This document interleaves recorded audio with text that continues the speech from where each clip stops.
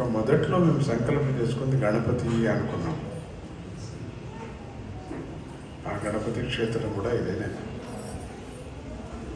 ఇటువంటి మనకు గోదావరి ఈ క్షేత్రంలో మనకి ఇటువంటి క్షేత్రం గురు సన్నిధి క్షేత్రం దొరకటం మనకు పూర్వజన్మ సుకృతం.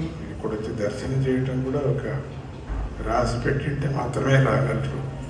ఇంతవరకు వచ్చి లోపలికి వెళ్ళి రాలేరు. గోదావరి స్నానానికి వెళ్ళి ఇట్లా పోతున్నారు కానీ లోపలికి రాలేరు. రానివ్వడు, రానివ్వడు వాడు. కర్మ కాలింటే మాత్రమే లోపలికి వస్తారు. కాలిపోలే కర్మ.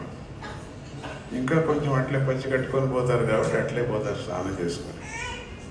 కొన్ని వేల మంది అట్లే పోతారు కానీ లోపలికి రారు.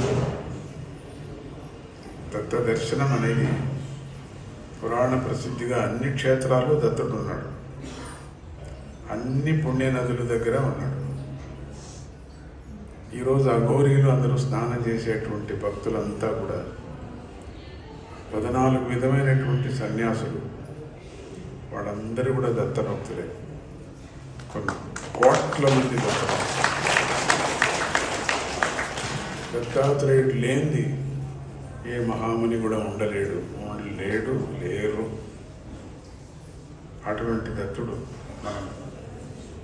ఎందుకంటే విష్ణుగా ఉన్నాడు, శివగా ఉన్నాడు కదా, జ్ఞానాన్ని ఇచ్చేటువంటి వాడు. స్మర్తుడుగానే సమావతుడు. స్వామి స్మరణ మాత్ర సంతుష్టుడు. దత్త అంటే చాలు. నన్ను ఇచ్చుకున్నాను, నేను నీకు ఇచ్చుకున్నాను అర్థం.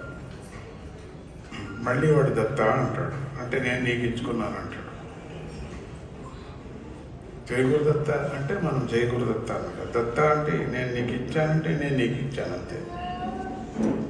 ఎంత మంచి పదం దత్త అంటే. సకల పాపాలు నాశనమయ్యేటువంటిది. పాపం క్షయం కాకపోతే దత్త అనే మాట కూడా చెప్పలేరు చాలామంది.